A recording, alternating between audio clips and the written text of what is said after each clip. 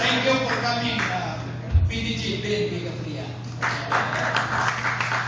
for the valuable guidance in all our activities.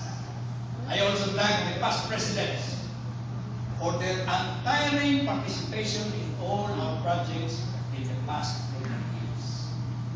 With this, I hope that I will get the same vibrance and positive involvement from you. After all, I accepted this position after considering two things. First, I am confident that the pillars of the Rotary Club of West Cagayan de Oro is strong and stable, and that it can withstand the test of time and challenges. Second, this for me as president is service above self in equality. In closing, my special thanks to my family for confirming the support. May I formally introduce my wife, Becky,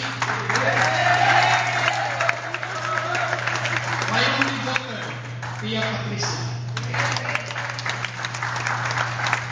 my son, Romel Martin, and wife, Tiffany.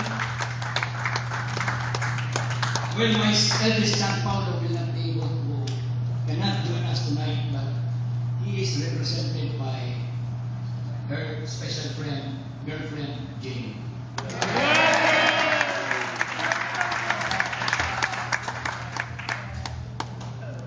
To everyone, we are happily looking forward to another Rotary year. May the positive force be with us to engage Rotary and change lives here and now.